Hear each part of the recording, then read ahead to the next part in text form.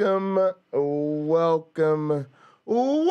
everybody to another edition of Hot Program. I am your host with the most, all the way from the East Coast, and now a man whose real estate empire consists mostly of Gmail addresses, a man who needs no introduction. How you doing today, my one black friend? I'm good at feeling my Gmail prosperity. You know, it's a funny one because you have to link, like, to start a YouTube channel. I think you have to link a Google account, and then you have to link a phone number. And my phone number has been used to establish too many Gmail addresses, so I think I'm somehow at like max Gmail prosperity. Like I need to increase my number of phone numbers before I can have more Gmail real estate. I don't know if they still have it, but get a Google phone number and then use that. You know what's weird? They know those now, though. I don't know that it won't work. I don't know that it will. There's a couple times. There's a couple things I've tried it for where it definitely doesn't work, like a YouTube account. But it'll work for most things. But okay. Yeah, it's weird. Like the Google thing knows when you're using a Google number, which is actually problematic because that's the only access to phones that some people have, and they haven't figured that out yet. So interesting. But yeah, gang, good to see everybody here. Good to see everybody in the live chat. Lena and Vegetative State, Look at the Trees, Nitty, YouTube Punk. Vegetative State, our 51st state. Here. All right. I saw Maya in the house, Unfriendly Atheist. Good to see everybody. UC Love's here. Hope I'm not missing anybody. Appreciate y'all. Let's go ahead and get into it. So the video for today is how Christians pretend to be okay with doubt. And this is a thing that I don't know, really, I do feel kind of sincerely about, because I feel like this is what's happening in my own family. And I feel like part of the chasm that's formed between us is their inability to deal with doubt. And I remember the first couple conversations I had with my mom. Oh, go ahead. I don't think we're live on YouTube. You don't think we're live? Because I'm on the Hot Program channel. Oh, yeah, you know what? I think I probably just forgot to add the other channels out of habit. I'm probably just used to adding my channels out of habit, and forgot to add the. I will quote Greta Thunberg. How dare you? All right, there's Hot Program. Also, there's my one black friend. All right, so it should pop up there in a sec. Sorry about that. Thanks for letting me know. It's okay. The technical side is not my yeah. Usually. All right. No, I know we're live on my channel. I'm watching my channel. I was like, I know we're live on my channel, but yeah, I forgot to add the other ones. You should be able to see them popping up though. Okay. Yeah. Well, I want to wait. I want to make sure you see it. Do you see it? That way. I went out to go back in, so yeah, it's there on Hot Program. Okay, great. Yeah, and it should be on yours too. All right, so the thing with doubt is, like, all right, so let's say, all right, so those of you that are just joining us on Hot Program on our One Black Friends channel, sorry about that. We're going to be talking about how Christians deal with doubt today, and you know how it is. We get up and kind of think through, okay, what would be a good topic for today, and then sometimes it's you see what it's like Uncle Bob. You see what pops up on the feed. But doubt is really an interesting topic for me because when I started to talk to, I've been trying to politic this whole thing with my family, right? For people who don't know, I come from a family on my mom's side with like 5 generations of ministers. My grandfather's a Pentecostal bishop. My grandmother's the first lady of the church. His father was a bishop, and on and on. And on my dad's side, I think my dad's more like a nominal Christian. Like, you know, good black men, need to belong to a congregation type of Christian. He's not religious as far as I can tell. Never heard him pray or talk about God or read the Bible or mention it. He's just not religious. Anyway, on my mom's side, I tried to like play the long game, which to me meant, having conversations with my mom where I could really work towards coming out as I felt, to be understood and accepted within the family as an atheist. And I feel like those conversations were kind of receptive, kind of receptive, kind of receptive. Like as long as I kept it about what I was dealing with, and I have been having this journey and I've found this new community, that was sort of all good. And when the conversation started to turn to, you know, recognizing that the faith that I no longer believe is the faith of the family, right? That she still does believe. And when it turned to like, well, does it matter to you if this stuff is true?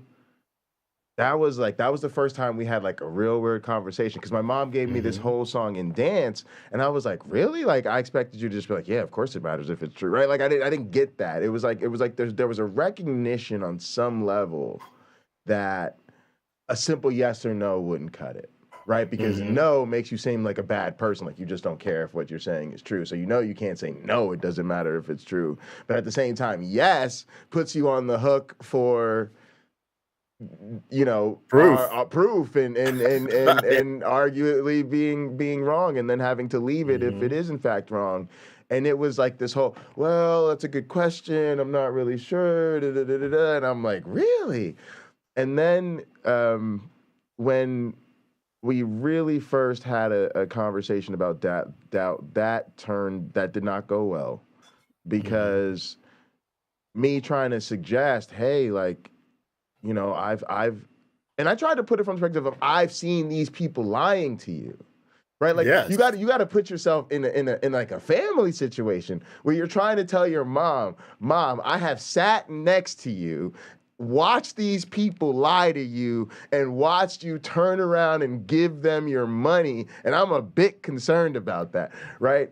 Where am I going with all this?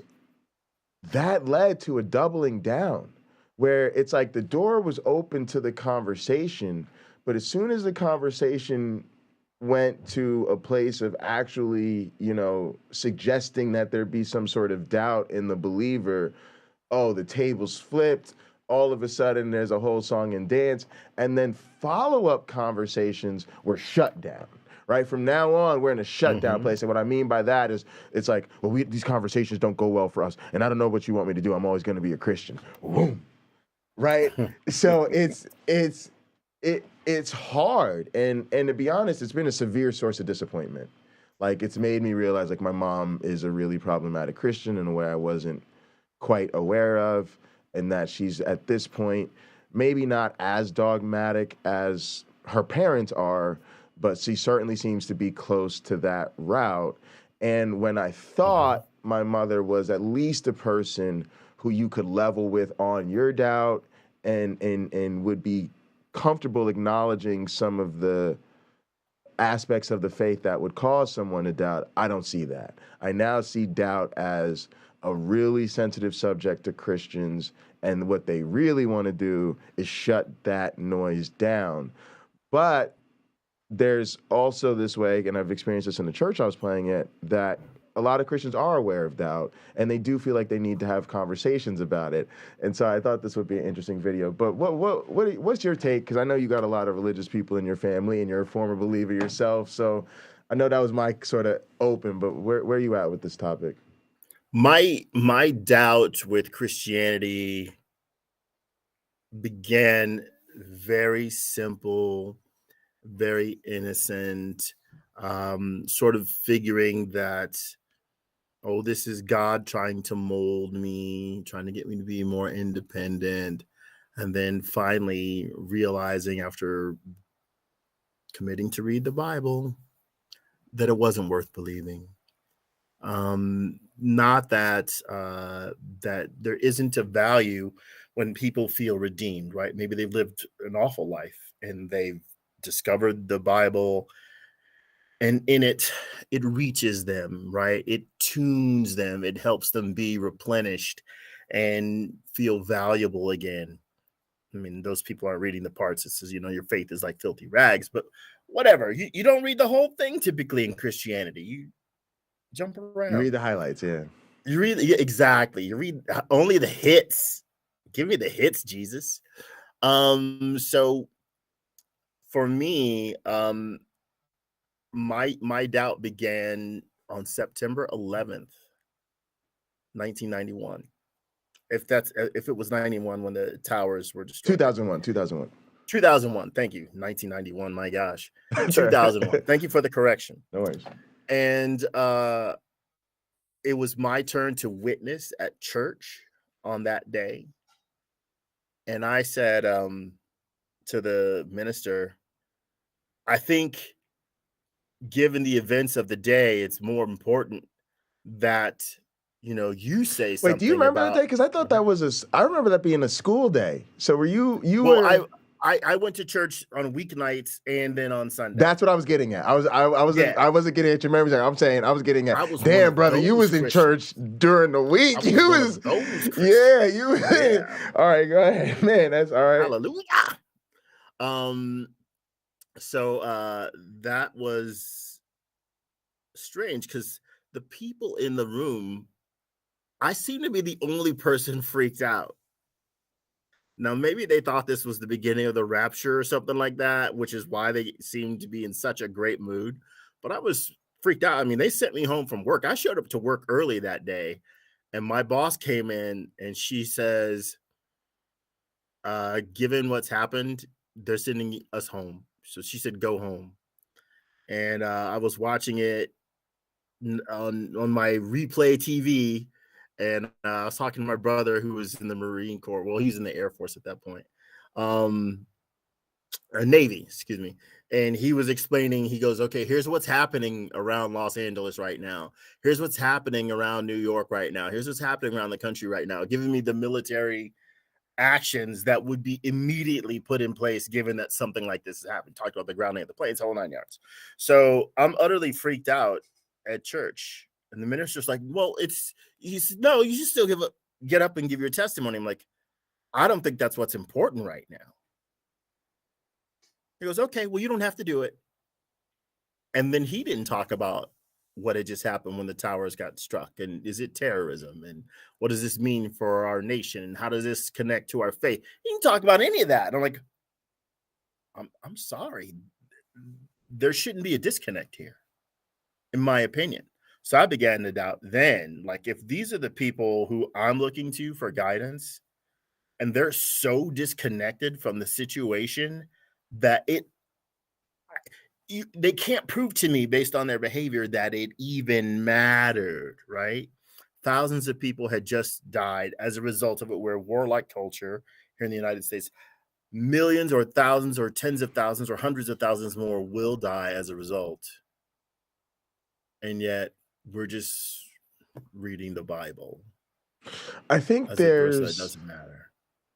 Man, there's something that it seems to be that this is going to sound cruel, but it's a humanity to me. And it seems like some people, at the end of the day, there's a humanity in them that they can't deny or overlook or overcome that becomes their prime values. And then there seems to be other people who really, and I think the most charitable way for me to think about this, at least now, because I don't know why I'm always trying to be charitable about it, but I think for a lot of people, they have bought specifically into the God over man sort of position more than anything. And so when these type of things happen, like we were listening to a call the other night, and the guy basically was saying, yeah, I think everybody's deserving of death. And yeah, if God you know, if God decided to take my life, I would still love him because, you know, I'm just the creation and he's right. And so Oh, the clay cannot say right, to the the potter. clay cannot say, yeah, if the potter's mad and just wants to smash the Well, fucking bowl on the floor because it didn't come out folks, the way he wanted it, I mean, not only that's his right. Like, not only don't clay pots speak, donkeys don't speak, bushes don't speak, snakes don't speak. so yeah, I'm trying to figure out how we're different. Like, because to me, if people don't understand that, to me, that's an amazing question. How do people leave their religion? And there's some things we get, like, for instance, reading the Bible thoroughly seems to be one, right? But that's more a behavior. Anybody can read the Bible. It may be a behavior that turns out to be, you know, causative or play some real role there. But I'm interested in thinking about what makes the people different, right? And some of that I imagine is personality traits, right? And so I think looking back on it, I think we buy into religion for different reasons. So for me, I bought into religion for what I now feel like looking back are humanistic reasons. Now that humanism is more or less about, and I don't think I'm like squarely aligned perfectly with all humanists or whatever, but it's about where I'm at, right? And I realize now, oh, that's what appealed to religion to me. If you would have asked me about my grandparents, and you say, "Oh, Jay, I heard your grandparents are ministers, yada yada, that's cool." I wasn't going to tell you about how many people are in my grandfather's congregation. The answer is actually not an impressive number. You know, I wouldn't tell you about the history. I wouldn't tell you about his theology. I would be like, my grandparents are the type of people who do actually visit the sick and shut in and, you know, try to bring food to the less fortunate and do the food, right? In other words, the humanism, the community service of it, you know, that's what attracted me to the religion and to religious, or you know, and religious figures in the movement, right?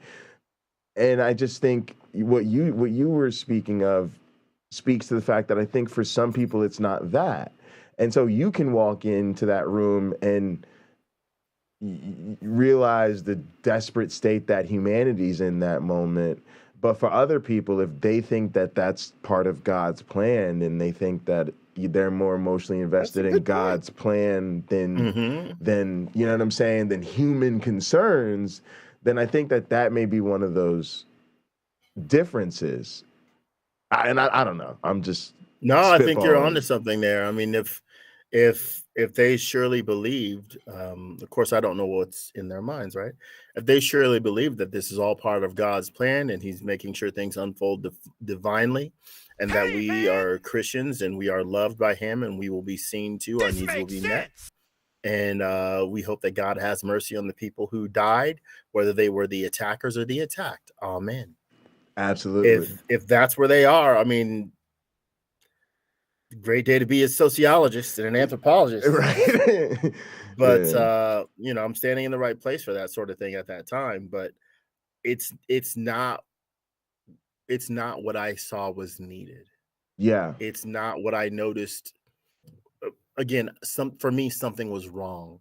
It wasn't simply God's plan unfolding. It was someone else's very awful plan unfolding. Did you connect it to the religion right away? Because sometimes people will think it's No. the bad church And or I'm in the wrong place at the wrong time type deal. I still don't think that I could point a finger at all of Islam. This is just a few guys with a heck of a lot of resources making it happen. That's all it ever took. And that's what it would take last week. That's what it would take today. Just some very committed people with not a lot of resources, but a plan, Right. and they just see it through. We see that within our own politics in this nation. You know, if you look at the Republican Party platform, this is very few people dreamed it up, and they have tens of thousands of people to enforce it. But it's not the plan of tens of thousands of people. It's not their design. It's what they're told. If you're going to be one of us, this is what we have to promote. Democratic Party's the same way. This is what we have to promote. So oddly enough, in the halls of power in this nation, the ideas of what should be are created by just a handful of people. Mm. Do you That's all it remember is. quickly? Do you remember when you actually started to identify as an atheist or no longer a Christian? Oh, I'd say I tell that story about how I was challenged by my friend on my biblical knowledge or whatever. So I set about reading the whole Bible, and by the time I got to the Tower of Babel, I couldn't believe any of it now. I would say that's probably 17 years ago. I continued to believe in a God until I was going to church, continuing to believe in God. And I went to a wonderful non-denominational church Got you. in Yeah, Los did Angeles. too. It was Coming just up. the people were like wonderful. And I remember sitting there one day and the minister is quoting a book that I'm reading. And I said, "You don't need to be here." After he did that, "You don't need to be here." I got the same book at home. And that was one of I began to phase myself out, going twice a month, then once a month, and then maybe once every 8 months or so. And that's it. But I went to the national, I forget what year it was. There was an atheist convention in Orange County, California. And I went there because I had a bunch of questions for Dr. Price at that time, with my little notebook. And I made it clear to people, I still believe in God. Wow. Wow. You were one of Oh, them dudes. I was one of Wow. them. And there were people Wow. who thought like, Wow. "Oh, that's funny. Like, why would you come here?" I'm like, "Oh, I got questions for Dr. Price." Nobody treated me poorly. I got to meet Richard Carrier, Aaron Ra, Hector Avalos, Dr. Price. I don't know. There's just a bunch of other people that I got to meet back then. Everyone treated me well, as I would say. But it wasn't long after I got my questions answered that I realized if there's a God in charge of it all, this God makes no sense. It is the equivalent of when I used to lay on my belly next to my little brother and we played with our action figures and Matchbox and Hot Wheels cars. Yes. It doesn't really what matters in the story because it all goes back in the toy box until you're ready to play again. All right, you know what? I was just gonna say that's the perfect segue because I think the theme of Christianity and religion in general is that they're pretending, and the title of today's video is how Christians pretend to be okay with doubt. So you want to use that segue? Go ahead. Yeah, finish No, what you're saying. Go ahead. I actually don't. Yeah. Finish what you're saying. I will not tee it up so nicely as I just did. It's all right. All right. As many of our frequent viewers and listeners will know, I say that I think Jesus, if he was a historical person, him and his disciples were just LARPing. It's just live action role play. They read a bunch of stuff, or somebody read a bunch of stuff, and they believed it about what was supposed to happen. And I think even less of it than that. I think what is more true is some students wrote these stories. Oddly plausible. For a class. I'm sort of, there's a Robin Faith Walsh is sort of on the same page as me with that. So I was reading The Wisdom of Solomon, and let me take you there. So this is almost, let's see, Wisdom of Solomon, chapter 2. I'm going to start in verse 10. Let us see if you can pick out a guy from history that this reminds you of. Just one guy, not two. This is written around 50 before the Common Era. Okay, so not Common Era, before the Common Era, not AD, but BC. Yeah. Okay. Let us oppress the poor righteous man. Let us not spare the widow, nor reverence the ancient gray hairs of the aged. Let our strength be the law of justice, for that which is feeble is found to be nothing worth. Therefore, let us lie in wait for the righteous, because he is not for our turn, and he is clean contrary to our doings. He upbraideth us with our offending the law, and objecteth to our infamy the transgressings of our education. He professeth to have the knowledge of God, and he calleth himself the child of the Lord. He was made to reprove our thoughts. He is grievous unto us, even to behold, for his life is not like other men's. His ways are of another fashion. We are esteemed of him as counterfeits. He abstaineth from our ways as from filthiness. He pronounceth the end of the just to be blessed, and maketh his boast that God is his father. Let us see if his words be true, and let us prove what shall happen in the end of him. For if the just man be the Son of God, he will help him and deliver him from the hand of his enemies. Let us examine him with despitefulness and torture, that we may know his meekness and prove his patience. Let us condemn him with a shameful death, for by his own saying he shall be respected. Such things they did imagine, such things they did imagine and were deceived, for their own wickedness hath blinded them. As for the mysteries of God, they knew them not, neither hoped they for the wages of righteousness, nor discerned reward for blameless souls. For God created man to be immortal and made him to be an image of his own eternity. So that's the Wisdom of Solomon, chapter 2. And that is verse 10 through 23. Verse 24 is the last one in that chapter, so I'll just give it to you. Nevertheless, through envy of the devil came death into the world, and they that do hold of his side do find it. Okay, so maybe people can put in the comment section who that reminds them of. Just anybody. Now, this is written before. Right, it's source material. Yeah, exactly. It's written before all of the New Testament. All of it. And right. It's using past tense.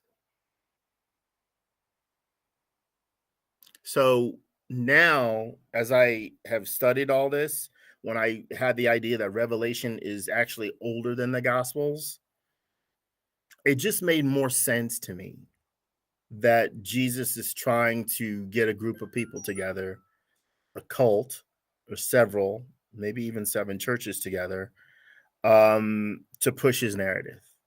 If it was a real guy. Right.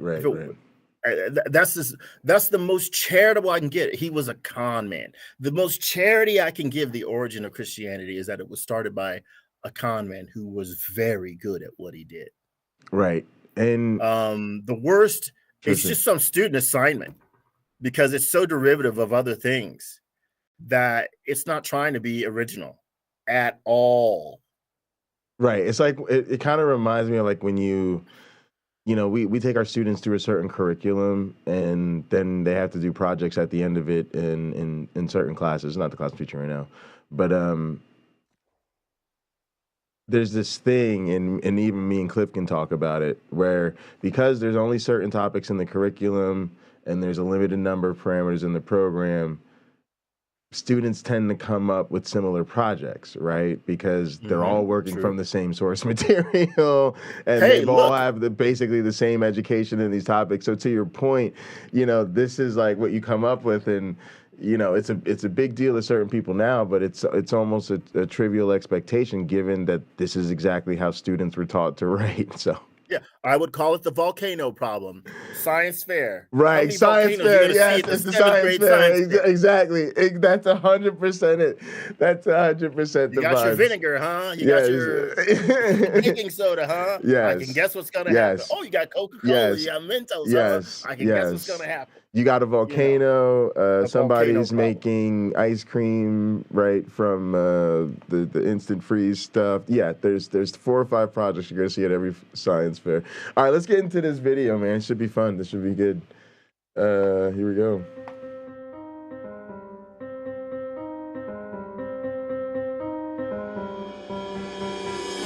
I actually love that theme. It's just a It's very fantastic good. So piece of here's music. another animated video from the wonderful Impact 360 Institute, a YouTube channel about Christianity and apologetics that's labeled to sound like a school but isn't one. This time it's going to talk about whether Christians should doubt, so I guess let's dive right in. The Bible is reliable. Or is it? As much as I'd like to just blurt out, haha, no, this is actually a sneaky question, because the Bible isn't just flatly reliable or flatly not reliable. Like practically any document from the past, it might be somewhat reliable depending on what you're using it for. Some books of the Bible might portray somewhat accurate names, events, or customs from the time they were written, while others might say little to nothing of historical value. So asking whether this compilation of writings by different people from different times is accurate as one body, much less taking reliability as an all-or-nothing proposition, is just absurd. Yet this question appeals to fundamentalist Christians who see the Bible as fully inerrant and take any challenge to its full inerrancy as meaning it's entirely fictional or might as well be. Getting them out of this mindset can be challenging, but it's the first step in properly understanding what it means to doubt the Bible. If that's what this video is really trying to help Christians do. What do you do with doubt? Good Christians do not have doubts. You're not a very spiritual person, are you? How dare you question God? You ask too many questions. You must not be saved. Is it wrong to doubt the Bible? Well, what is doubt? It's a little suspicious when someone replies to, is it okay to doubt something with, well, what is doubt? Kind of like if you asked someone, did you steal my car? And they replied, well, what is stealing? I mean, I guess it's good to be clear about the terms you're using, but at some point it becomes a red flag when someone asks what's meant by such an obvious word being used in such an obvious context. Look, to cut straight through the crap, here's what I see happening. The makers of this video are trying to pretend to be cool with the idea of doubts, even though they can't advocate for actually doubting Christianity. And within this first 22 seconds, they've already done a few things to help them walk that line. By showing us a bunch of characters firing back with things like, You ask too many questions. and You must not be saved. it poses a cartoonishly extreme reaction to doubt that's easy to distance itself from. Then by preparing to muddy the definition of doubt, it's giving itself room to adopt a hip attitude and intellectual rigor that's associated with openly questioning what you believe, while keeping the door shut on the prospect of actual disbelief. Now I bet you're curious how it's going to go on to define doubt. Well, I'm going to just play the whole thing before going back to review it. It's your mind trying to learn, adjusting its grip on truth. All right, so I just wanted to pause tape for a second because I just had a story come to mind, which is that when I worked at a church in Newark, New Jersey for a few years as a community organizer, I was like doubt. I remember like dealing with doubt then, and I remember talking to the minister about it, and I remember kind of the same type deal where there was this way in which we were like made to feel like it was okay to doubt. And I even remember talking about this. I had a wedding at some point in my life. It was a religious thing. I've never legally been married, so I call her my Jesus wife. But I remember talking about that at the ceremony, and like thanking the pastor and being grateful that like had worked at this ministry where like it was okay to have doubts. And I actually remember that was the comment I made that like people spoke about the most. So it's kind of interesting because you're like, it's just something I said. I didn't think it was that big of a deal. But yeah, I kind of am remembering all of this now, and it's super interesting because in a way, Danny, the pastor that I worked for, and I don't know if he I don't think he was this way maliciously or anything like that, but he's one of those. It was definitely one of those periods where it was like we talked about doubts, but really I think it wasn't really like doubting the faith. It was this other thing where it was kind of conflated with just a sense of doubting yourself, right? Because it wasn't like it's not like we were sitting around going, I don't know if I'm a Christian or not. I don't know if I think God is real or not, right? But we would talk about doubt. And I think, honestly, now that I think about it, it's almost like doubt was a stand-in for like your sin struggle, right? It was almost like you were doubting if you were really capable of like living the way you were supposed to live. And I remember like my uncle, God rest his soul, making fun of me, like basically trying to like tease me, like trying to say or something that I wasn't a Christian because I'd like talked about this. I mean, this is all a big mess. But yeah, I'm literally like reliving because he's talking about like how emotionally loaded this all gets, and you get into the twists and contortions, and then you got these people pretending they're okay with it, but they're really not. And I'm like, oh yeah, wow, I lived this. And then also like that pastor was really into like, that's when I got into like the purpose-driven life and all these sort of Christian authors, The Case for Christ, right? Who's that dude? Lee Strobel. Lee Strobel, right. So he was really into that, right? So in a sense, he was introducing me to apologetics, right? But it was so early, like I don't know if he recognized it as apologetics or if he just thought of it as like powerful Christian pop authors or whatever. And I certainly didn't have a clue what was going on. All right, but yeah, that's just some personal stuff. Do you have anything there before we go? I'm sure if we scoured YouTube, we would find entire sermons where the minister just tells people from his congregation, come on up to the microphone and tell us what you doubt. I think such an activity could be extremely unifying. And what you have, this is why, again, I think the Bible is so beautifully constructed in terms of making itself fairly watertight to where it's self-fulfilling, self-perpetuating, that sort of thing. So if I'm a minister and I have my congregation come up to the microphone and talk about their doubts, I am immediately making you admit what you doubt in front of your support system. So there'll be people who will come up and reinforce your belief. I don't have to do anything but get paid. They'll just reinforce your belief. You will feel edified and strengthened in your faith. Look how my community stepped up for me and they supported me and they guided me. I needed money to pay my electric bill. It was whatever, $102. Somebody gave me $102. Another person gave me $50. I have way more than I need to pay my electric bill, blah, blah, blah, blah, blah. And the system works. It's fantastic. But if I go up there and I say, I have doubts because babies are born with cancer and incurable diseases and deformities, and some babies are even born with tails, which if evolution is false, why does that even happen? And I don't think it's man's sin why a baby is born with a tail. And you can just go on, like, that's much harder. Then they have to say to me, well, you just have to believe, which I heard a lot when I was a Christian, because I'm trying to process the external world, right? The world outside of the congregation with the meeting of the congregation. Absolutely. I'm trying to make sense, one from the other from the other. It's not happening. It's not happening. My questions are, and I've heard this a lot in my life, you're too smart for your own good. I'm like, it's working out well so far. So the blessing and the curse, that's what I call it. Yeah. The Shakespearean sickness and it's cured together from Shakespearean love.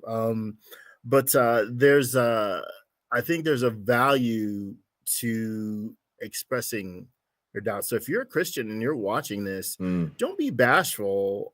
It's certainly a safe place to do it talking to us. Sure. Because we're not gonna beat you down for having doubts and ridicule you and all that stuff. No, go ahead and have your doubts. They can be very liberating. I would say in a situation like this, the process of talking the person out of the consequences of doubt, which is leaving ultimately, right? Right. It's leaving. I'm leaving. I'm taking my gifts. I'm not going to play guitar for you anymore. I'm not going to sing here anymore. I'm not going to be in the parking ministry anymore. I'm not going to contribute cash anymore. You are pulling yourself out of the system, and now they have to replace you with 3 people because you did so much. They now have to convince 3 people to do the things that you did. Yeah. Because you won't be there. So it's sort of damage control to present a sermon or a little video like that, where you're trying to keep people in. It's the sunk cost fallacy. It's crypto. It's crypto, dude. I got, what is it? Is the expression diamond hands or something? Whatever, you put your money in and you're not going to take your money out. You're going to ride it down. If it goes down, you're going to be there at the bottom since you were there at the top. You know. Right. Yeah. Right. Yeah. But anyways, just damage control. Absolutely. That's great. All right. Let's go. Oh, go ahead. Key word: control. Control. Yeah.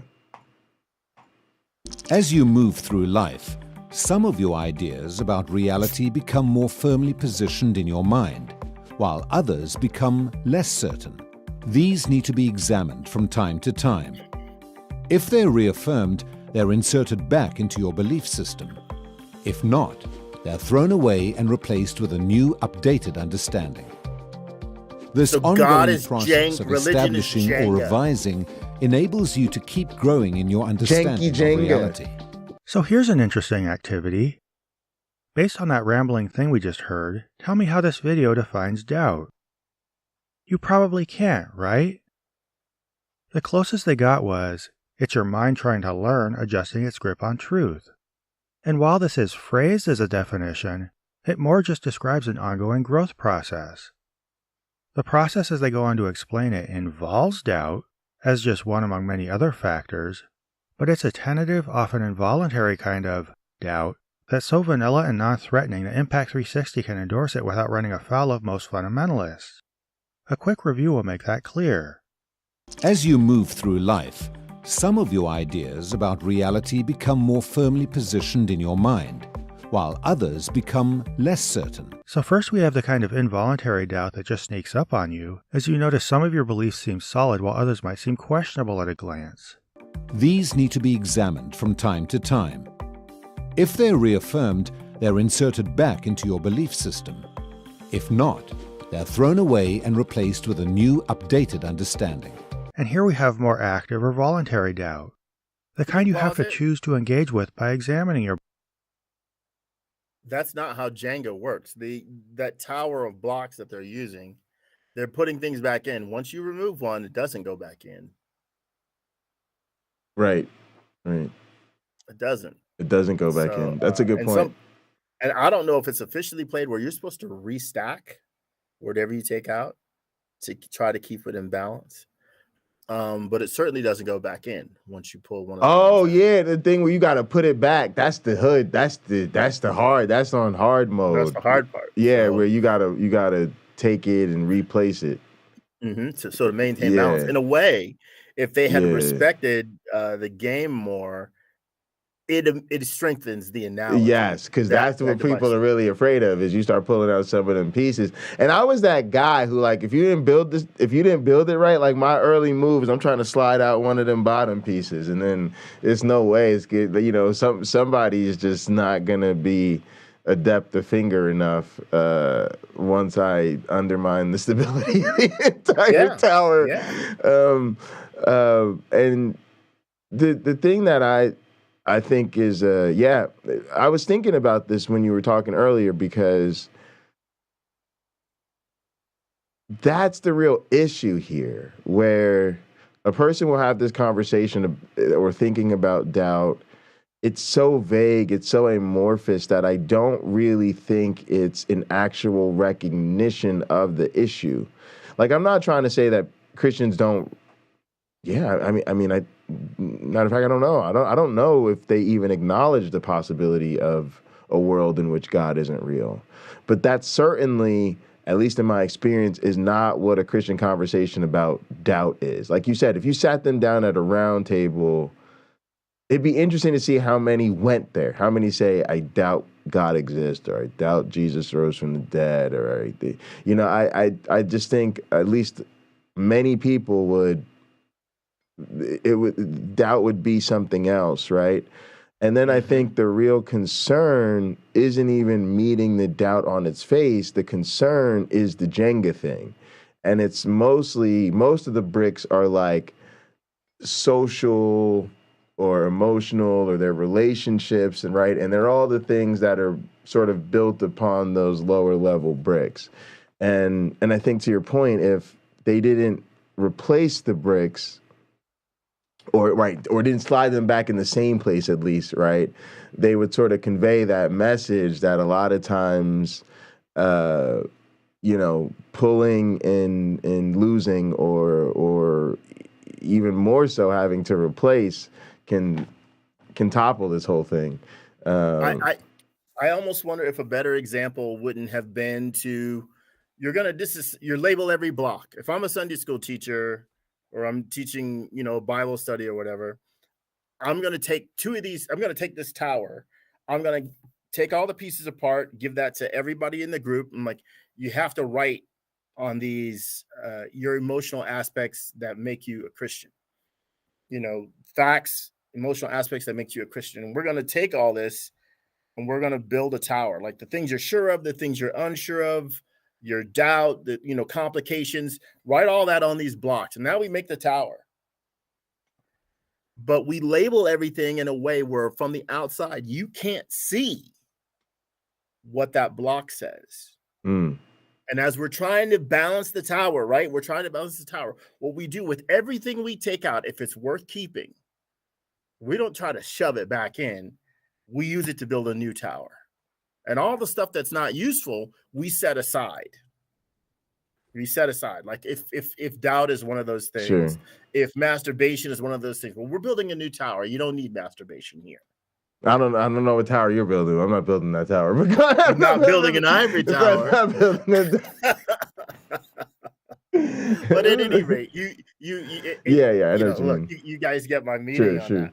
So I'm essentially trying to build the strongest. Well, we are trying to build the strongest possible faith based on choosing the very best of our ideas, the very best of our behaviors, the very best of our world. Right.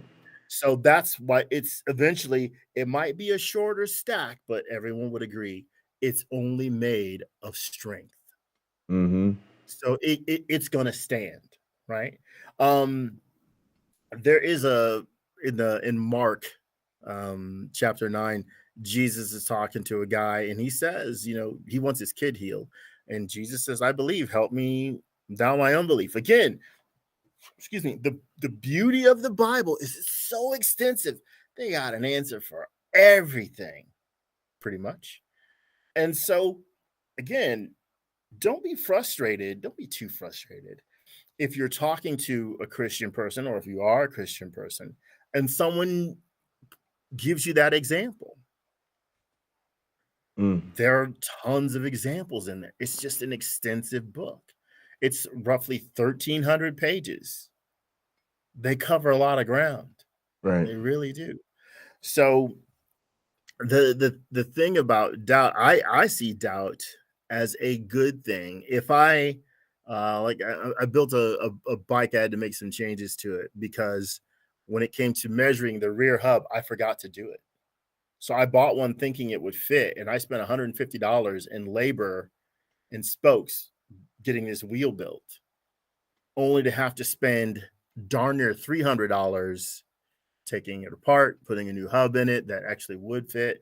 Had I, before I ordered, just doubted, got my calipers out and checked, right, I could have made the right decision the first time and not have $300 worth of regret and about 20 minutes of foul language and me being frustrated and having to leave the room. There's things like that where doubt isn't bad. Engineers have discussions about how they're going to build your building or build a bridge or whatever. Project managers have discussions, and sometimes they get heated. The people who designed your car had accountants staring over them and some sort of project director going, you have to convince me that we need a grade 8 bolt for this. or grade 8 screw. This is just to hold on an escutcheon to a seat. We don't need a high grade steel screw to do that. We can use a cheap screw for that. Do we design it to last 10 years? Or like a Toyota, is it designed to last more than 10 years? Right. And how much do we charge on the back end for that? There's all these decisions that go to because somebody is doubting. Well, are the public going to accept this? The Dylan Mulvaney thing, right? There are people who, now that Bud Light did this tiny little gesture for this person, all these people are in an uproar because they're doubting something, right? Right. Not because look, if you just like drinking Bud Light, are you really going to let someone you don't know who wasn't trying to offend you? The answer for thousands of people is yes. Right. I had to write a few times, quit being so fragile.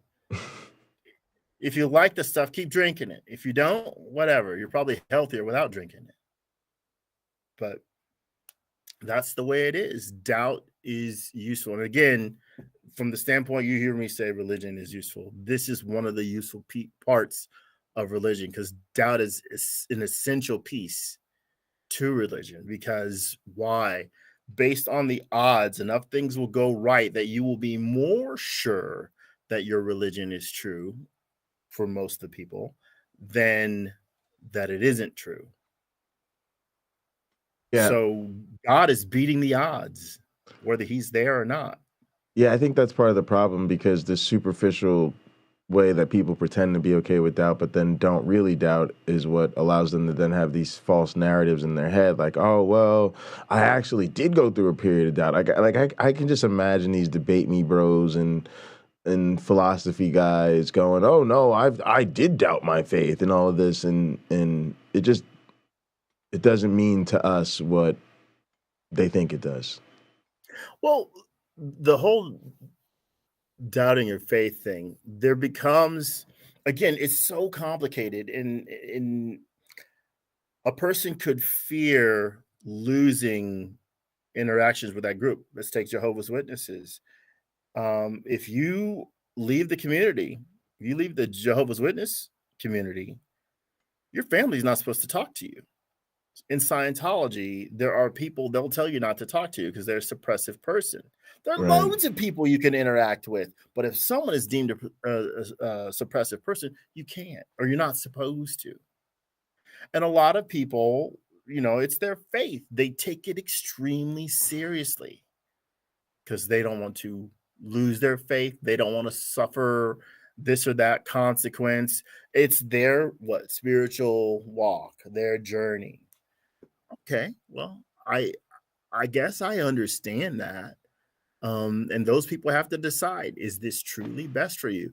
And they often will, I still want to see my mom. I still want to see my sister, my brother, my cousin. And so they break the rule and they choose love over authority. Someone put their thumb on that. So I don't know. I don't envy religious people for this whole doubting business. Granted, I went through it, but obviously, I don't know that I went through it like most people do. I don't think you can be intellectually honest without going through it. So I think it's, growing up is part of growing up, and to me, you can't fully participate in society in an intellectually sincere way if you're not really willing to doubt your claims. And I do believe that there's, I do believe like the whole Hitchens razor thing, extraordinary claims require extraordinary evidence. So in a sense, I believe most religious people are severely problematic in the sense that they insist on being seen as and treated as, in some sense, the most honest people in the room, when they, have built a lot of their identity around ideology that they're not willing to question, which makes them the least honest people in the room. right? So, all right, let's try to get through this. Appreciate you. Believe. The video points out that one of two things might happen when you do.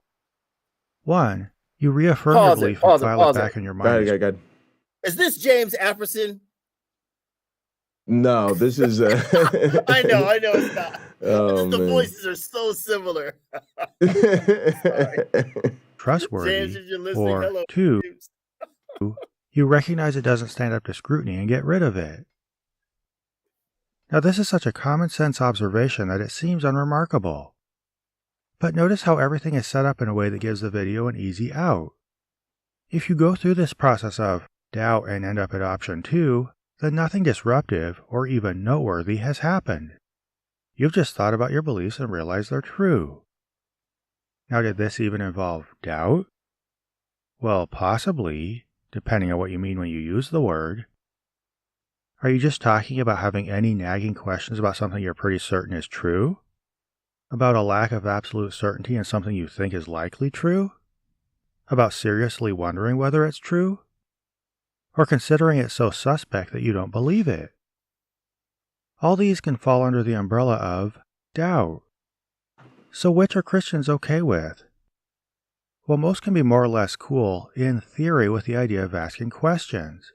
But doubting your faith to the extent that you seriously suspect it's not true is generally not so acceptable. So here's the conundrum this video. I just want to say this is a really good point. And this is kind of what I was talking about, is that most people doubt is down here in the green zone, nagging questions about something you're pretty sure isn't true. And for the most part, it's probably, pretty sure is true. Yeah. I think it's a petty sense of doubt. And also, to me, I don't know if it'll touch on it, but I also think it's problematic that the way the rest of this is addressed with circular reasoning. It's like, oh, well, what does the Bible say to help me with this nagging question I have about the Bible? And that's what I mean about not really, going the whole way. And then also there's the thing where it's like, well, let me ask my pastor, right? And then the furthest you might get is, for a lot of people, is the Christian bookstore. Right. And so they're not ready, not just for the real conversations about doubt, which would require getting towards the red, not the green, but they're also unprepared for the realities of how you address those doubts. In other words, you don't go to your pastor Bible or Christian bookstore. Well, if you're like me and somebody throws that Socratic method at you, just be prepared to be unprepared. Because maybe it's time to really think it through, and not from up close, but to step away, take a step or two back and look at it. And for me, that's what got me out of religion. When being up close and in the caught up in the beauty of it all, which for me wasn't the God portion. After a while, after I began to doubt sufficiently, it was the people, because I was around at that non-denominational church, just wonderful people. Love seeing. I'm still in conversation with some. I want to mention that real quick. Just because it came, and I say this about the same thing about the churches I've been a part of, and I just realized, like, that's the deal, right? Mm-hmm. It's the salesperson, right? And it's not a knock on the people. It's just a thing I think we should be aware of, right? It's a cult, right? And that's their selling, that's their thing, right? Their thing is to be these wonderful, caring, loving people.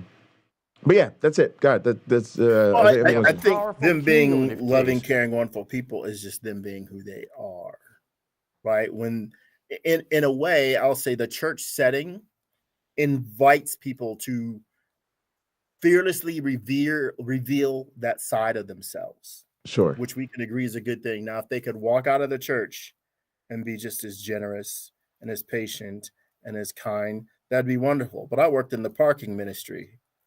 I know how people really are.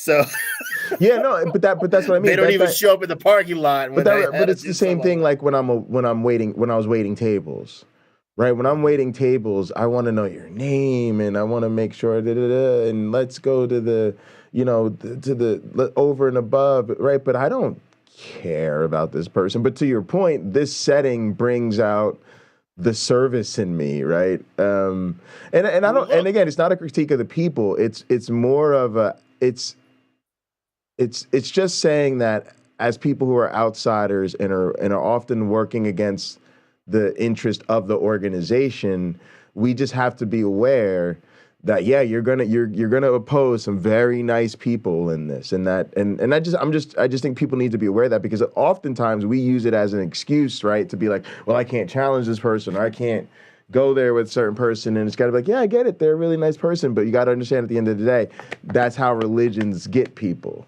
right? Yeah, that's all I was trying to say. Let's take you out of the restaurant. You're gonna do the same job now in a soup kitchen. Right. Your interest in people genuinely will change. Then I say, okay, now I'm going to take you to like a battered spouse shelter. Sure. Where you see parents and children. It's going to change even more. Your empathy is going to go way up doing the exact same job. If I told you you make most of your money off of tips here at the shelter or here at the soup kitchen, right. You're the way you approach a job is completely different. Because it's no longer about what you can gain. It's about what you can give. And church, if it's a prosperity gospel church, it's probably about what you can gain, not what you can give. And yet Jesus will tell you it's about what you can give. And the more you give, the more you gain. Your treasure is stored up in heaven, not down here on earth.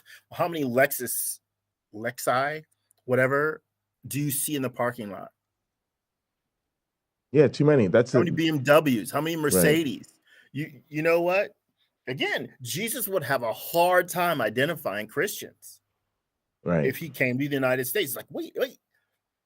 But that's what I mean. But their narrative is that they give, right? Because they give 10% of the church. They give and so they're not seeing this. They're not seeing and feeling the selfishness of their behavior. They're seeing and feeling the reinforcement, because their giving nature is being essentially appropriated by the church, right? And so these are the fruits. Yeah. Kenneth Copeland has all these planes. Right. These are the fruits. Keep giving to the church and you'll keep getting. It's just fruits. You will know them by their fruits. It doesn't say you will know them by their nice stuff. It doesn't say that. But they're flipping that, right? What they're saying is to me, you've got that Lexus because God has been provisioning for you. Now you continue to give your tithes and offerings and service to the church, and then God's going to continue to bless you. So then the narrative doesn't become, I'm selfish and hoarding resources so I can keep up with the Joneses. The narrative is, no, you see the McMansion I live in, you see the Corvette in the outside, but what you don't realize is it's because I give. It's because of the way for the Lord. Yes, I give to my church, and I serve. I play drums on the weekend, and I give to the poor through our ministry, right? And so then God keeps blessing me with it. It's like you're trying. It's almost like the narrative you tell yourself is, I'm trying to give away all my riches. God just keeps giving me more for every time I try to give it. Faster than I can distribute. But there's another side to this, and it plays right into doubt. Those people who are sitting in the pews who are diligent and yet they're struggling.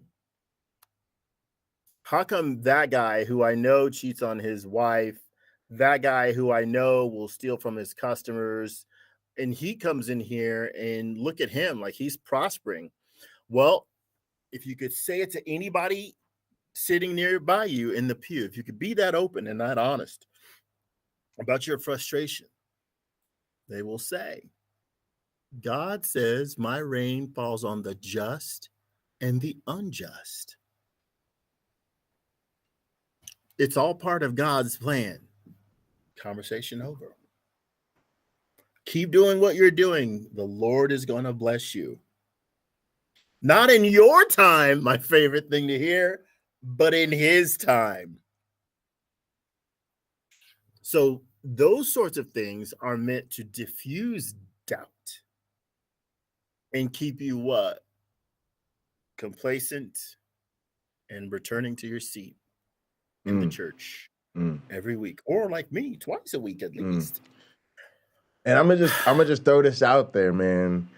This is, to me, what happens a lot in our communities around sensitive conversations. I know that's a hard left for most people, but what I see happening is people throw themselves in the middle of a mess, right? And then when chaos happens around them, what happens? It pops the algorithm.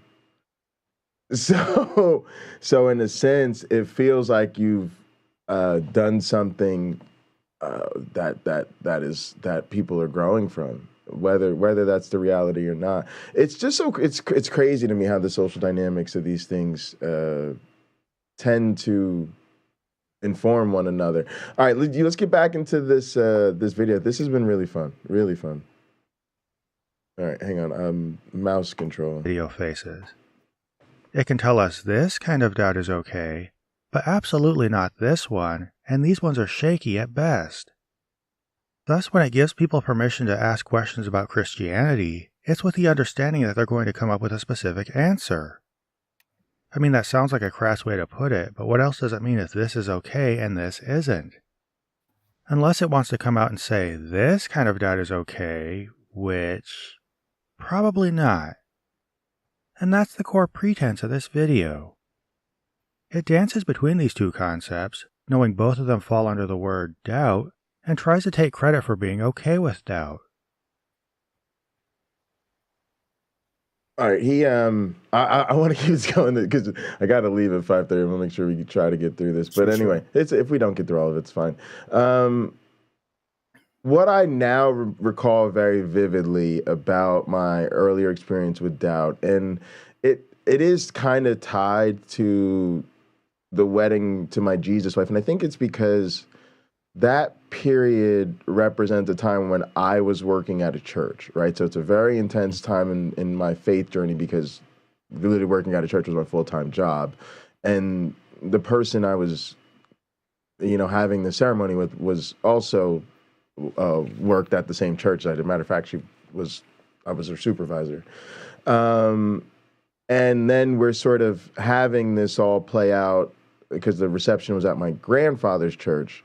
And, there's a whole different religious context. And so it was sort of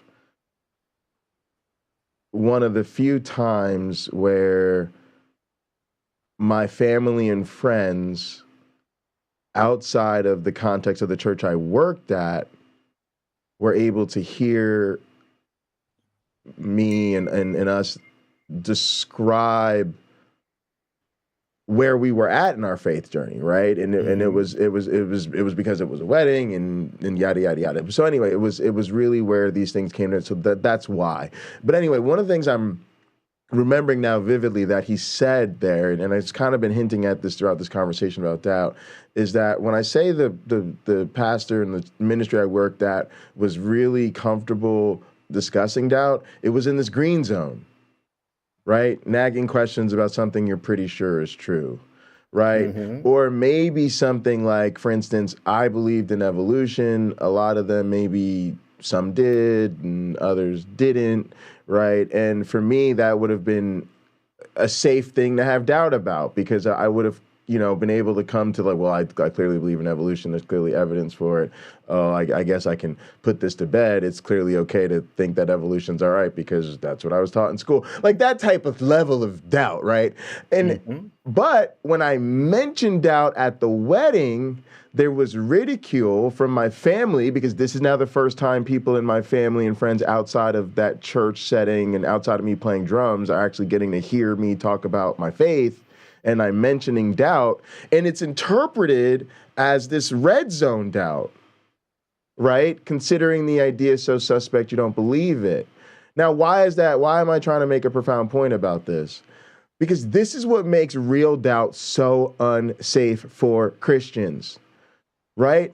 They might just be actually doing green level doubt. Hey, I've just got some nagging questions, yada, yada, yada. But if that is perceived as doubting the faith or doubting their identity or doubting the Bible in some grander way, they now get stage 4 ridicule for stage 1 doubt.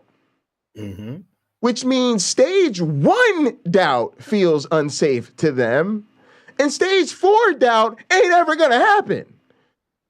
For most people, you see what I'm saying? No, it's crazy, and I'm realizing that that's what was happening, and I'm literally realizing that in real time as we're reacting to this video. But yeah, I was having these little doubts, and I was getting ridiculed from my family.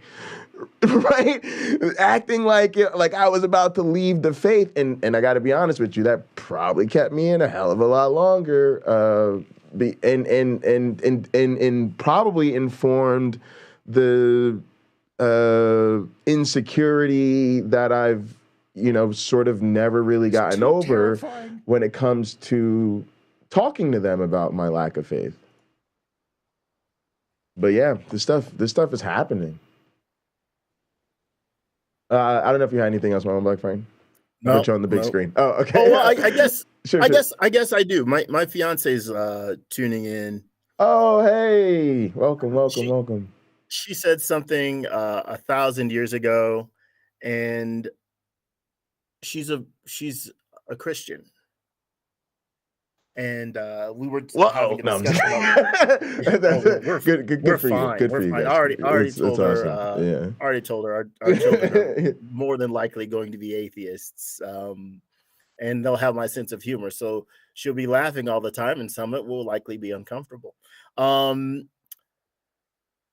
She said something quite beautiful. She says, "No one has faith all the time." Now that's interesting. Yeah, that's incredibly strong, because I think it's true. I think a lot of Christians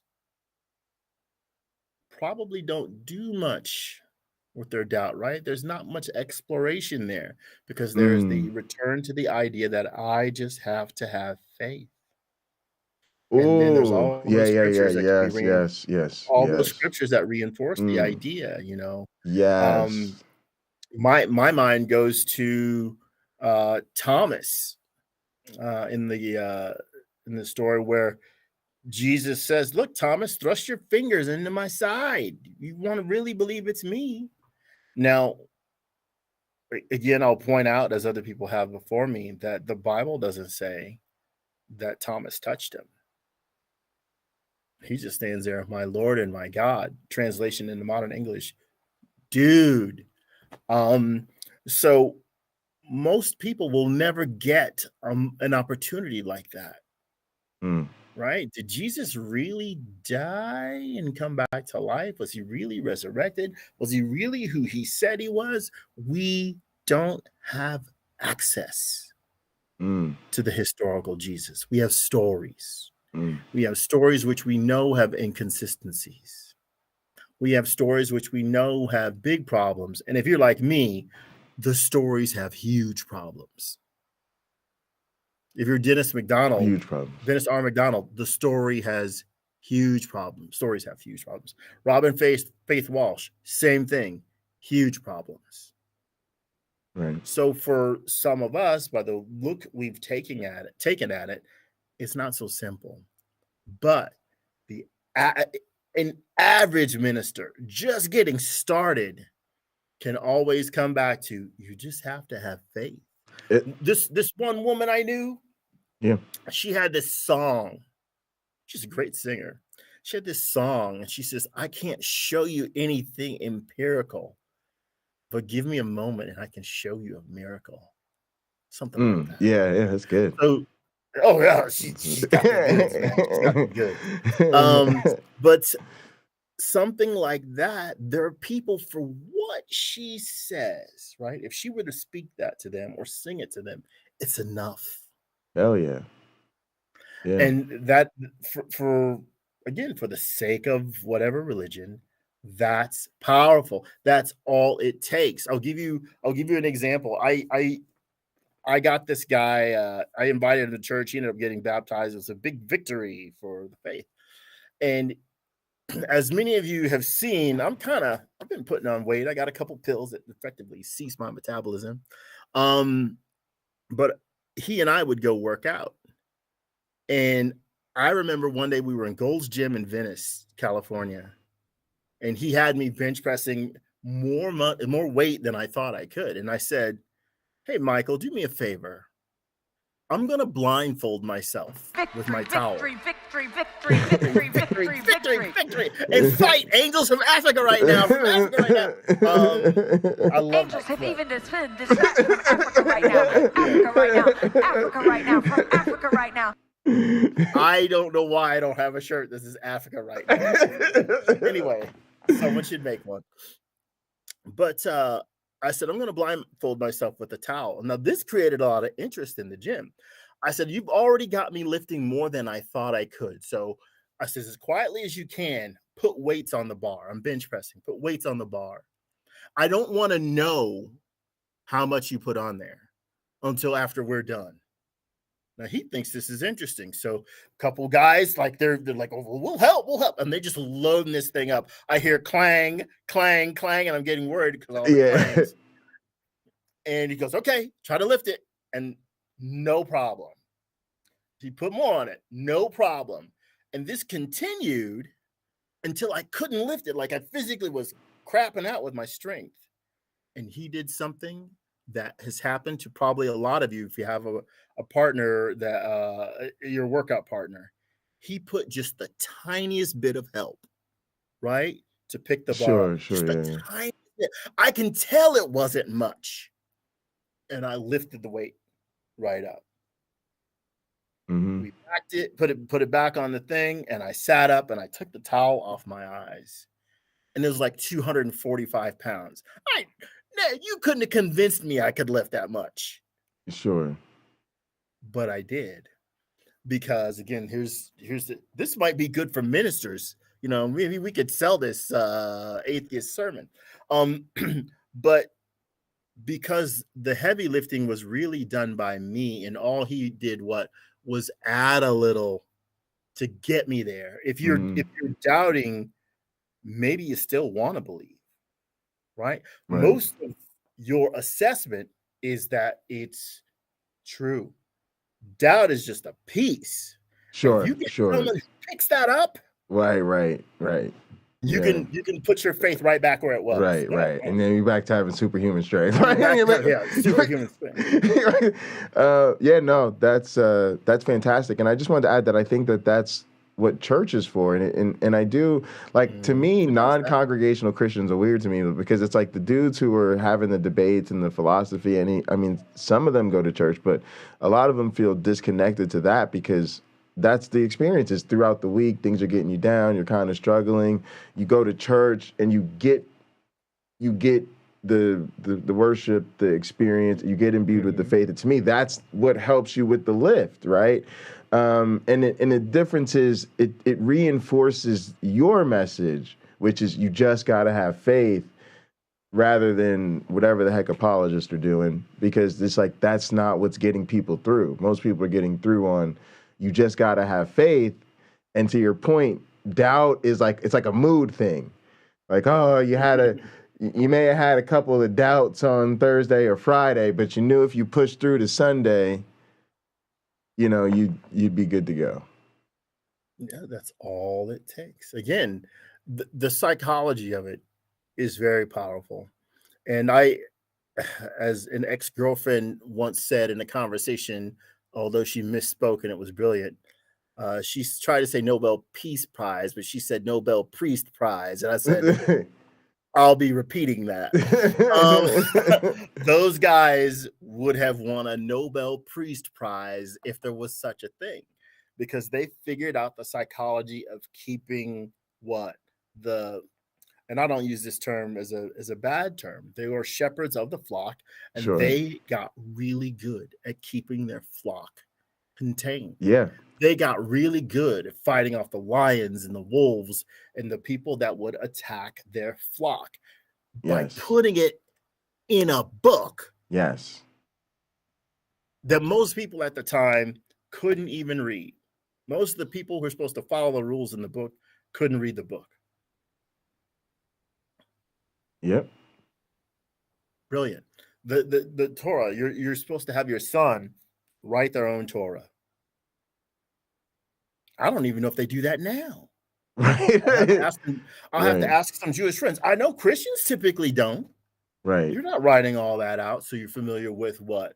The congregational history or the whatever ethnic history, if you will, but whatever. Anybody can be Hebrew. Anybody can be, well, maybe anybody can be Jewish. Anybody can be Jewish because it's called Judaism now. But you study the Hebrew religion, you become a part of it. You follow the principles.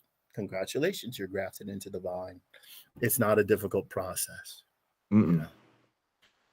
All right, here we go. Okay. Fantastic. Probably not. And that's the core pretense of this video. It dances between these two concepts, smash that like both button, of them gang. fall under the word doubt, and tries to take credit for being okay with doubt. But the pretense runs even deeper when you think about it, because it's not really okay with doubt in any sense of the word. If you're allowed to ask questions, but you know you're in trouble if you arrive at a specific answer, then you're not really allowed to ask questions. Well, I guess you kind of are, but they're going to be rhetorical questions only meant to prompt pre-decided answers. Functionally, there's no distinction between this form of questioning and just saying you simply won't question your faith. In either case, you're determined from the start to believe something. It's just that in one of them, you're play-acting the process of doubt to make yourself feel intellectually rigorous, while being just as determined to land in the same place. So when you cut through the Mr. You ask too many questions takes the same stand as this video. He's just more honest about it, which is why Impact 360 Institute tries to distance itself from him. However, the video can't say, ask questions but you have to come up with specific answers, so instead it'll go on to slap a thin coat of paint over this statement by turning it into, ask questions and you will come up with specific answers. It even signals this to its audience by having God exists be the belief that becomes more firmly positioned in your mind before the questioning even starts. This is basically a metaphor for what the rest of this video does, as we'll soon see.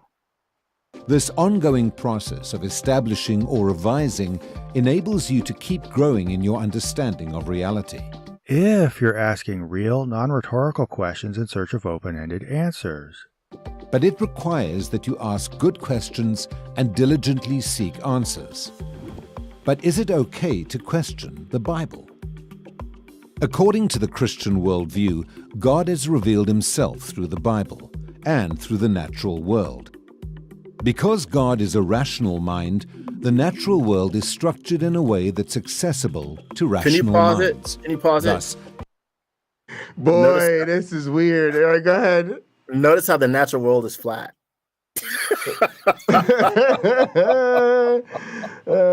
Also, it's just it's weird. I just want to hear how you worded that one more time. But is it okay to question the Bible? According to the Christian worldview, God has revealed himself through the Bible and through the natural world. Now that is so interesting. That is some dubious stuff right there, right? Because you basically say, according to the Christian worldview, God has revealed himself through the Bible and nature. And that's, first off, that's ascribing a lot to the Christian worldview, like a lot.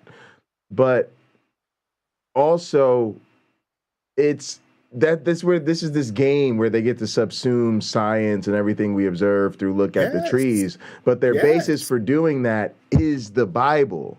So they present this as though that they're starting from a place where, there's the Bible, and then independently of that, there's nature, but both of them combine and join forces to present the Christian worldview, where it's really like, no, according to the Christian worldview that claims to be biblical, according to the Bible, God is the source of nature and the Bible. Like it's just like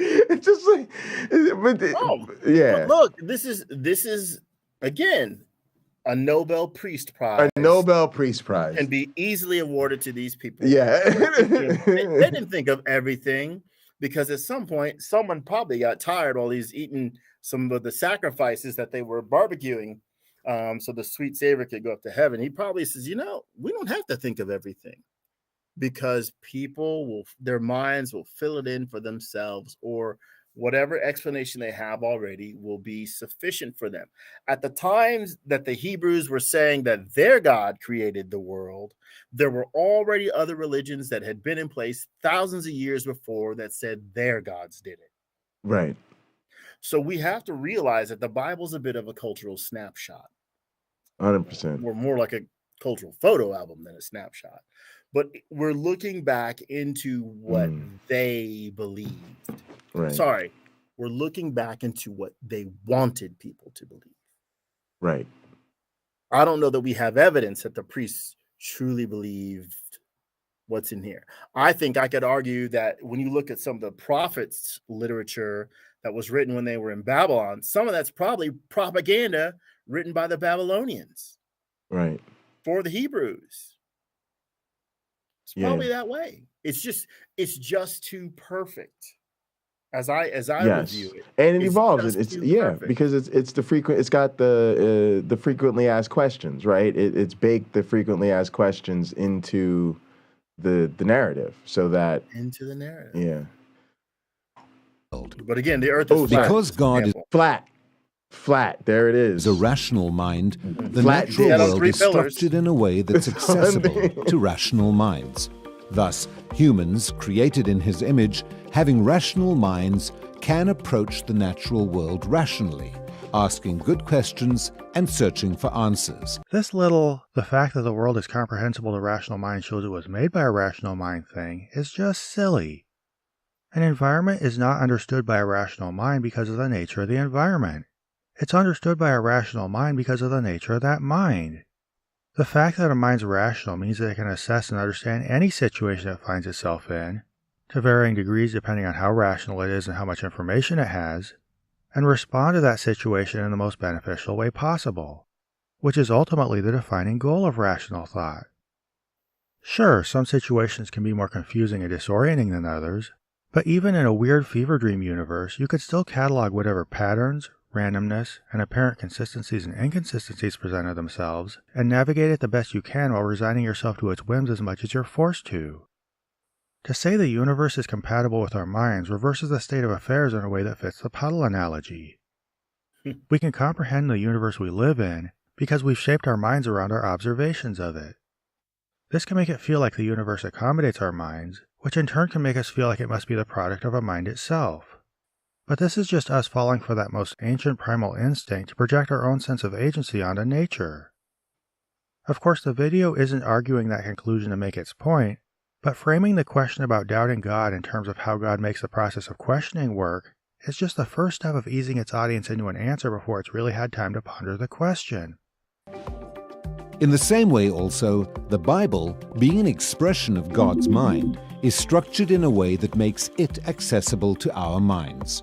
So, humans can approach the Bible rationally, asking good questions and searching for reasonable answers. I guess this makes more sense than the thing about the universe, but it's just a convoluted way of expressing a really mundane idea, which is that God wrote the Bible so that his audience could understand it.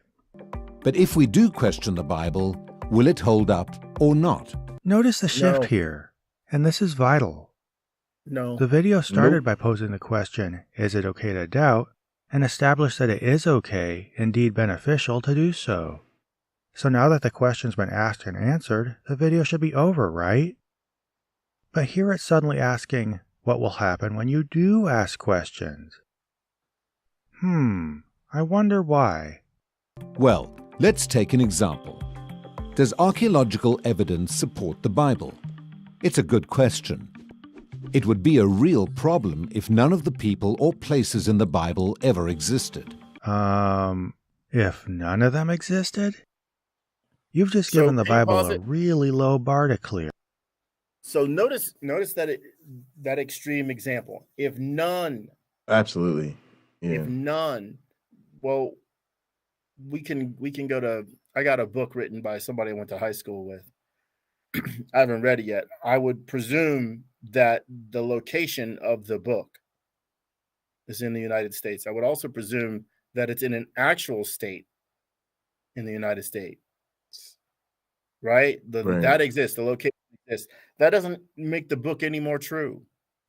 Absolutely. It's just it's a fact that is being used in the book and the outside world. Exactly. The world outside. 100%. So the fact that there is a Jerusalem doesn't mean there's talking donkeys. It doesn't mean that there was a worldwide flood.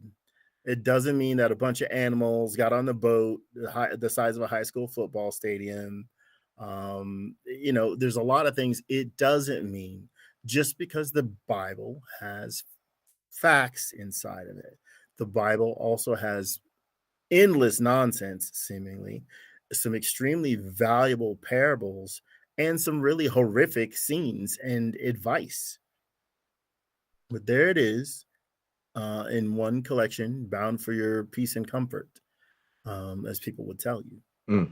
Yeah. And the only thing I'd add to that is that notion that God wrote the Bible in a rational way so it could be deciphered by people is nonsense on its face, because it's a book and books are authored by people, and it was clearly, structured and revised for human consumption. So it's more the equivalent of being impressed that a sales manual was written to be understood by potential customers. It's just ridiculous.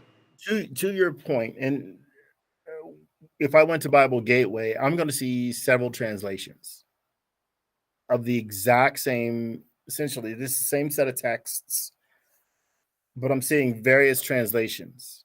Now, in the United States, that's a copyright issue. But at the same time, if copyright couldn't have been an issue, you'd still see different translations because different worldviews are going to process that information in different ways. Yeah. There was a YouTube short where a guy that I saw today, where a guy was talking about this Hebrew word.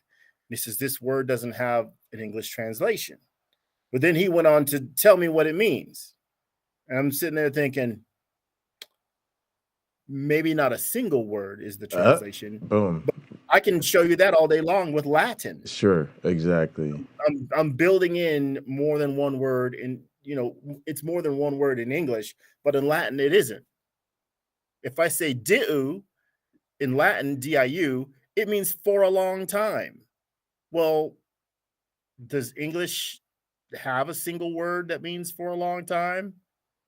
Ages, but you'd say for ages. Something like that. Right. So, yeah. Sure, I guess in one sense I have to say that the guy is right. But in another sense, I have to say, it's not as clever as you think. Right. And certainly doesn't meet the bar of his claim. Exactly. Right. We can translate it. We have to use more than one word to do it. Otherwise, he wouldn't have anything to teach about it other than he's using his pointer to point at a word on a board saying, see, you can't do much with that. So I think the understanding has to be that the people who were coming up with this biblical text, I've said this before, they're bright people. They're not stupid.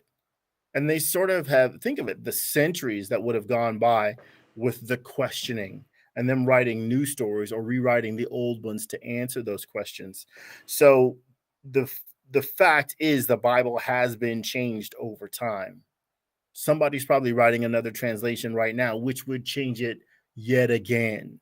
Right. We don't have the original manuscripts. We don't know what they would have said. I've been studying the Apocrypha this year, and it seems to me the reason why some of these books don't appear in the Bible, it's because they make Jesus look bad. They make him look like he didn't know what he was talking about. I forget which one I was reading like 2 days ago, where it says Jesus will be born and he'll live 400 years. And then I looked to see when it was written, and it says, oh, this was written like 50 common era or 100 common era. Maybe it was that. And I'm thinking, so in 100 common era, you mean to tell me that they're saying Jesus is going to be born and live 400 years? Yeah. After, this is purportedly after Jesus had existed. So for me, like, I can't cling to the dating system that scholars give these things, because I guess I don't agree with them enough. And I don't know where they're getting their data from. A lot of them reference the Roman Jewish War, where I'm saying, nah, I don't need that. I don't need that to happen for me to think Revelation came first. Sure. All right, let's try to let's see how much of this we can get through. Okay, I know you got to roll. Yeah, I got out of here. I do too. It would actually be surprising if its authors, actually living in and writing about the real world, actually never refer to real people or places. The fact is, over the last 200 years, archaeologists have uncovered a vast amount of evidence confirming the existence of people mentioned in the Bible. Again, not surprising. The fact that we've recently started finding places that were referred to in ancient writings, the Bible just being one collection of them, is just a testament to the fact that modern advances have allowed us to access and catalog so many clues from the past. They've also located all the major biblical cities and geographical features in the Bible. Really? All of them?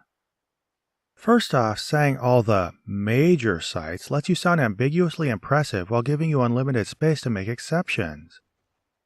I mean, where's the Garden of Eden?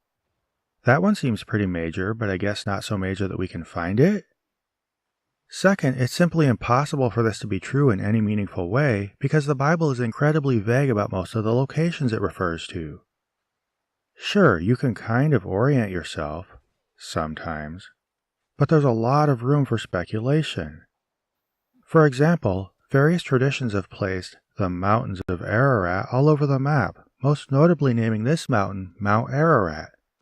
And despite the fact that Noah and all the animals of the world probably didn't get off the ark and walk down this thing, there are Christians to this day who claim the ark is still up there, but that Turkey won't let you climb the mountain because I guess that would prove Christianity if you saw it.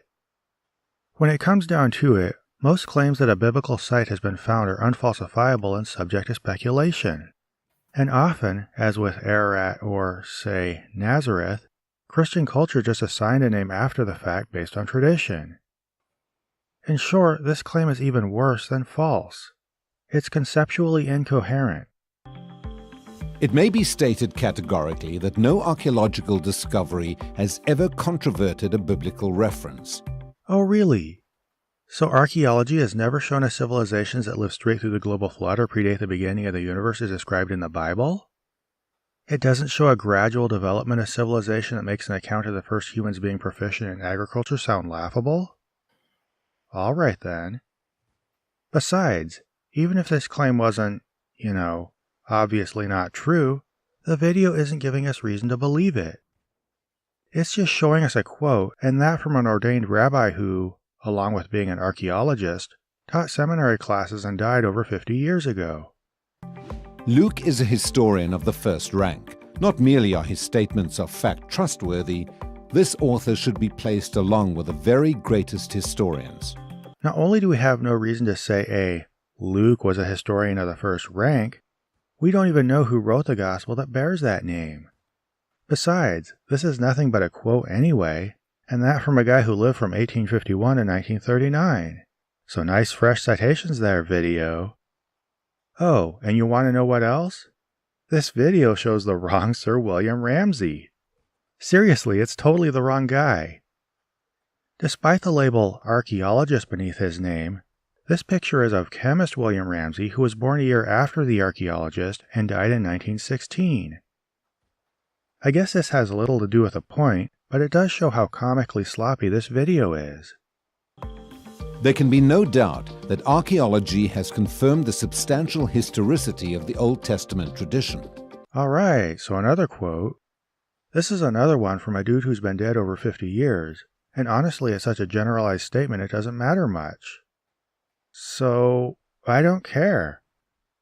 I mean, I do care in that I'm sad for his family that he died, but I'm sure by now they're fine and also mostly dead themselves. So there's our answer. Archaeological evidence supports the historical reliability of the Bible. Huh? What exactly just happened here? I mean, this video brought up archaeological support for the Bible, but then after some generalized assertions, it just tossed 3 quotes at us and said, "There's your answer," which is brushing the whole topic aside so dismissively Christians should find it insulting. But let's take even one more step back and remember what the point of this video was. You know, before it started showing quotes about archaeology from the wrong Victorian-era religious people. It was all about doubt, namely whether it's okay to doubt Christianity and the Bible, and this second part was meant to follow up on their superficial endorsement of doubt by assuring you that you'll obviously end up believing even if you do. But believing what? That's the whole trick. I don't think a doubting Christian is struggling with the question of whether ancient Hebrews knew how to integrate names and places into their scripture. They're struggling with questions about more supernatural things like miracles and the existence of God. So even showing them slam dunk evidence for some historical accuracy in scripture, which they don't do, is irrelevant to their struggle and a total bait and switch. This is where the opening insinuation pays off. If the Bible's reliability is an all or nothing proposition, then basically any historical reliability makes it more than nothing and thus everything. This makes the video meaningless to anybody looking in from the outside, but by now it should be pretty clear who this video is for and what it's meant to do. It's targeting a Christian culture that wants to have its cake and eat it too. That wants the feeling of relevance that comes from considering yourself an open-minded, inquiring, skeptical person, but also wants the feeling of security that comes from being assured that what you believe is true. But these are mutually exclusive. You can't hold on to both. So to help believers think they can hold on to both, it fuzzies the idea of doubt enough that it can act cool and truth-seeking by endorsing a milquetoast version of it. It fuzzies its concluding point so thoroughly that it can pass insinuations of mundane historical accuracy off as proof that the Bible is absolutely true, and thus that your doubts about the supernatural have been put to bed. This level of insinuation is enough for some believers, but not for all of them and not forever. And the more we can reveal the little details of how this game is being played on them and how they're being expected to play along, the more little seeds of doubt we can plant in their mind, and the more they'll start to expect. By asking honest questions and looking for answers, we gain confidence in the Bible. The problem's not asking questions. The problem is not asking questions. Because if you don't have questions, you can't find answers. So raise your doubts, ask good questions, search for answers, and grow in your understanding and confidence in God's Word. Yeah, this really says it all in a nutshell, doesn't it? If you raise questions, but it's with the goal of becoming more confident in a specific answer, then you're not raising real questions. So if you're a Christian, I implore you, ask questions, but, ask them for real. Yeah, that was fantastic. All right, we've got a few minutes here to wrap this thing up. I would like to. I don't recall the expression, as one Christian guy, his name was Alan, said to me, "You have to doubt your doubts." I don't remember hearing that in this video. Yeah. Absent from this video? Yeah. Okay. Yeah. No, I don't think it was. I don't know if it was in this video, but yeah. This was a great video, and I think really kind of, hit the nail on the head as far as the issues that I see with conversations around doubt, and also my experience, as a Christian dealing with it. I don't see any way around it, right? Because to me, doubt is going to sow the seeds of non-belief when taken to its natural conclusion. And in that regard, I think it is genuinely unsafe for believers and unsafe for sort of the churches and the institutions. And I really do believe for many people, it's then those relationships and those social things that keep them away from sincere doubt, because those are the things they're not willing to risk giving up. Mm-hmm. I made a reference to Jesus living 400 years. I had sent you, Pocket Locker, probably Monday, I think I did, some screenshots So I'm going to read, just so if there's a Christian watching, it says, yeah, but you didn't give a reference to that. Here it is. And that you certainly would deserve to have one in case they're doubting based on what I said. Second Esdras, chapter 7. I'll start at 25. And therefore, Esdras, for the empty are the empty things, and for the full are the full things. Behold, the time shall come that these tokens which I have told thee shall come to pass, and the bride shall appear. Now, keep your Christian language in mind, because it's the bride of Christ, right? And she forthcoming shall be seen. Now that now is withdrawn from the earth, and whosoever is delivered from the foresaid evils shall see my wonders. For my son Jesus shall be revealed with those that be with him, and they that remain shall rejoice within 400 years. Sorry. So see, I misspoke. It's after these years shall my son Christ die. I guess, yeah, it does. It's kind of saying he'll live 400 years. And all men that have life, and the world shall be turned into the old silence 7 days, like as in the former judgments, so that no man shall remain. After the days of the world, after 7 days, the world that yet awaketh not shall be raised up, and that shall die that is corrupt. Skip a little bit. That sounds like end timesy. That's end times. Now, again, they say this was written after the 1st century, but you can see why it's not in most Bibles, because it's already been 400 years. Jesus, if he lived, died in the 1st century, Common Era. So it says all this other stuff that is useful to them and could be great, but you can't keep it with the stuff that says Jesus will come back someday. If Jesus, so what book is that? This is Second Esdras. And is that so? What is that? An apocryphal? So it's in what, like a Catholic Bible, but not in the evangelical one? It's in like a Catholic Bible, an Ethiopian Bible. I got like a 1860 King James Bible. Yeah, my Bibles have the Apocrypha in them too. I don't want a Bible without the Apocrypha, really. Then there you go. But just to be clear for people in the audience, right? So that's what you mean when you say why it's not in all the Bibles. So it's in the Apocrypha. All right, cool. What is the word they use? Eschatology, eschatological. That's the word I was trying to think of. Yeah, Carrie Ann, it's apocalyptic. And yeah, appreciate y'all for hitting that like. So yeah, because this might be I don't know if this is gonna hit too close, but this might be a safe. How do you deal with, so to me, I guess to speak for myself, I take issue with the unwillingness of Christians in my life to really doubt their faith. Like,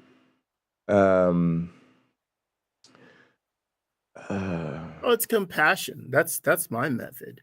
I believe it's both ways. I think some of my more devout relatives look at me and say, wow, he must really be struggling. He's really lost. He's lost his faith. I'll pray for him.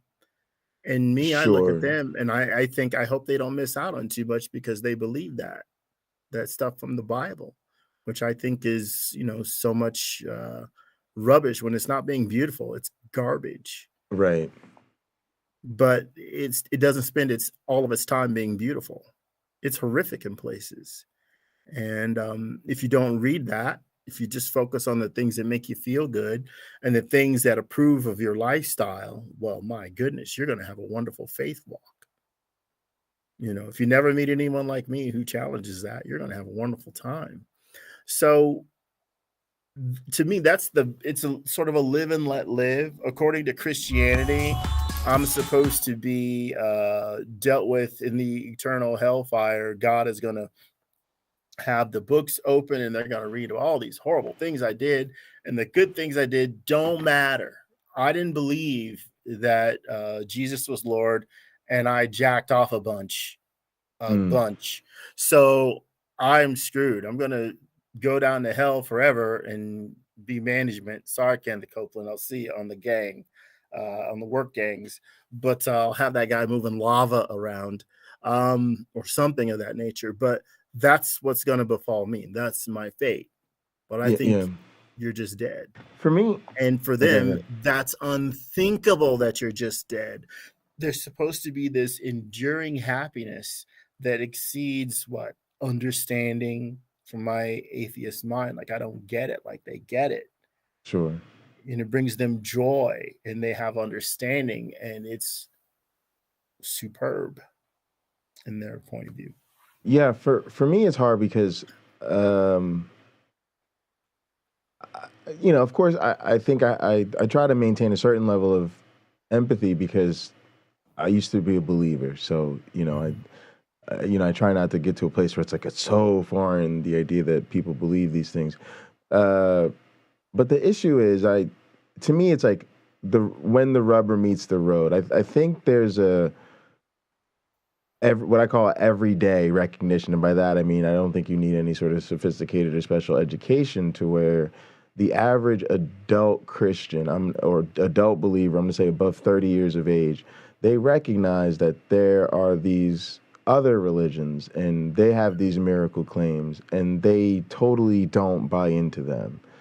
And the idea that they then expect everyone around them to accept the sincerity of their belief in their religion's miracle claims, at just some point, it's like, oh, look, come on. At some level, you got to know the Earth wasn't created in 6 days, and that the planet's more than 10,000 years old. And sorry, I hate to break it to you, but literally evolution is the demonstration that we were not created by supernatural means. It gets to a point to be, come on already, because I want to know how do we deal with issues like, again, the real issues, the global warming, the racism, the bigotry with the LGBT community, the civil rights struggle, the need for economic injustice. And to me, the religious are often on the wrong side of history on all of these things. Yeah. And even when they're on the right side of history, that tends to be the individuals, not the institutions. And so I feel like you're holding up the conversation because you're still insisting that we negotiate this within the space of your faith, which you haven't given us any reason to do. But meanwhile, we really need your help over here. Like we really do. And so I guess I'm recognizing on my own part, it's an impatience with me. Right. Mm-hmm. I get it. I get it. Hope, meaning, and purpose. I know how important that is to you, but come on already. You know what I mean? Mm-hmm. And yeah, that's it. That's it for me. Well, look, when you teach your students, you show them how to build a predictive model. They can watch that evolution occur within the model, within the products that the models they produce build. They can see it. And then they can apply that to the natural world and see it again. Right? The ability that you're teaching them gives them a way to interpret things they've been seeing their whole life. That's what the Bible does too. Right. With your method, you don't include any nonsense like talking donkeys, talking snakes, a talking bush, a guy walking on water. Right. You don't include any of that. Look, I'm teaching you facts. Everything I'm showing you here can be demonstrated to be true right now. Right. We can run DNA tests on various culture groups from around the world, various types of whatever organisms. We can show you how things are linked together. We can even give a guess as to when the link occurred or when it was broken. Yes. There's stuff like that the Bible can't offer us. Right. Right. Yeah. It can't. It breaks down. It breaks down. Yeah. But for what? 60% of the time, it's good enough. So it's hard for people like you to win the argument when most of the audience, there's no argument to be had. What you're teaching offers no, they don't understand the practical applications of what you're teaching in their life. Sure. Their minister gets up there and tells them about the woman at the well, how Jesus just seemed to know everything that ever happened to her in her whole life, Right. even Right. though they evidently only talked for a few minutes. You know what? That woman at the well, ladies and gentlemen of the congregation, is you. Right. Jesus knows everything. Oh, I could do it all day. Right, I could do it. yeah, I could be yeah. a minister all day, but Right. I can't mislead people like that, you know. Right. But spinning those sermons, no problem. I'm easily creative. I was creative enough for that in high school. Right. So, right. you know, and that's why I think the Gospels were written by students that were in the equivalent of high school. I see. Yeah, because there's so much they don't put in there that if they were more advanced, they would. At any rate, yeah, that's the challenge that you have ahead of you. But in fairness to what you do, and so that you may not be frustrated, they're not your audience. Sure. And they probably never will. When it comes to dealing with your family, they're not in your camp. They're over there at Jesus camp. Right. And now allow me to segue that. In the movie Jesus Camp, there's a kid that grabs the microphone and talks about thinking that sometimes he thinks he's a faker. That he doesn't really believe. And I don't know if the documentary filmmakers were capturing the reaction to what this young man was saying, or they just used some other reaction and stuck it in there because it seemed appropriate, right? Oh, this is what the faces were like, or did they get what the faces really were like in the moment? Yeah, the moment was quiet when he was saying that. And I saw that as an atheist thinking, kid, you don't even know how many people in the room, adults and children, feel just like you do. But this kid had the courage to say it in front of his peers and those adults. My hat's off to him. Absolutely. Yeah, let's get up out of here. You got any concluding thoughts? That's my concluding thought. Man, that's fantastic. Fantastic. As always, gang, thank you guys so much for tuning in. Thanks for tuning in. Please like the video, subscribe to the channel, and share links with anybody else you know that might like to check it out. And be good to yourselves and each other. All right, gang. Peace up out of here. Bye, everyone.